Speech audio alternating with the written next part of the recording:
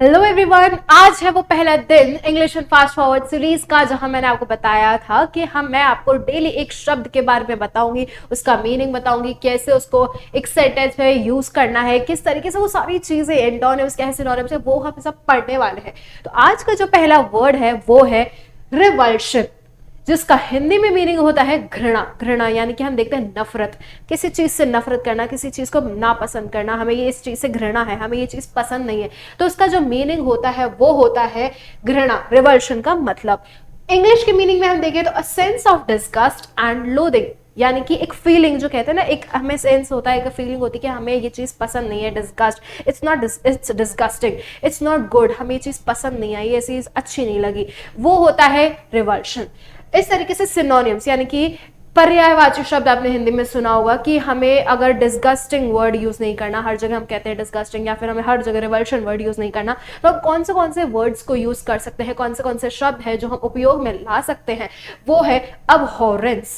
पहला शब्द, पहला सिनोनिम हो गया, उसका पर्यायवाची शब्द हो गया। उसी तरीके से रिपग्नेंस, नॉसिया, डिटेस्टेशन, ये सारे इसके सिनोनिम्स है। अगर आपको किसी जगह रिवल्शन वर्ड यूज नहीं करना है, कोई वर्ड फिट नहीं हो रहा है, तो आप इन चारों में से कोई वर्ड यूज कर सकते हैं। तो इसलिए आपके लिए ये सारे शब्द मालूम होना बहुत जरूरी है, क्योंकि हम जैसे चाहते हैं कि वोकैबुलरी जो इंग्लिश लैंग्वेज है वो हर जगह यूज होता रहता है। तो इसलिए ये चारों शब्द है। इसके अलावा और भी शब्द है जो आप यूज कर सकते हैं किसी पर्टिकुलर सेंटेंस में या फिर किसी वाक्य में।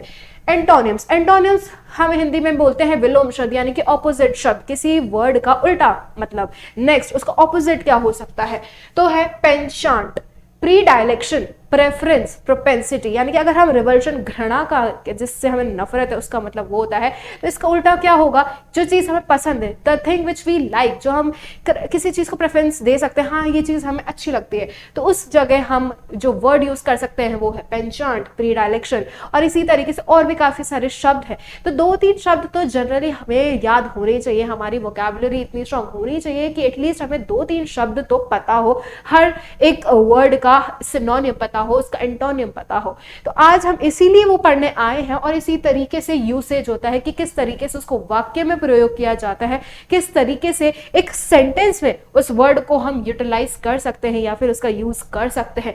तो ये एक सेंटेंस यहाँ लिखा है, लेकिन आज का छोटा सा होमवर्क यही है कि आपको इस वर्ड का अच्छे से मीनिंग समझ के और डीपली इसका मीनिंग समझ के आपको एक सेंटेंस, एक नॉर्मल सेंटेंस बनाना है, इंग्लिश में एक वाक्य फ्रेम करना है और उसको कमेंट बॉक्स में लिखकर मुझे बताना है, so that I can understand कि आपको वो शब्द का जो मीनिंग है या फिर उसको किस तरीके से वाक्य में यूज करना है वो समझ आ गया है।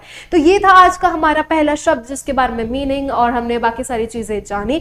इसी तरीके से और भी सारे वर्ड्स और शब्द मैं लेकर आती रहूंगी, तो जल्दी से मेरे साथ बने रहिए इस सीरीज में, जिसका नाम है English in fast forward series, जो कि चल रही है हमारे एड अंकल के यूट्यूब चैनल सरकारी नौकरी की तैयारी में। मेरी बात मानिए, जल्दी से इसको फॉलो कर लीजिए, सब्सक्राइब कर लीजिए इस चैनल को, क्योंकि ये जो शब्द है लिटरली किसी भी गवर्नमेंट एग्जाम्स में आ जाते हैं या फिर कोई भी कॉम्पिटिटिव एग्जाम्स में आ जाते हैं। तो तैयारी करते रहिए और बने रहिए अपनी अपनी आपकी अपनी श्रुति जैन के साथ।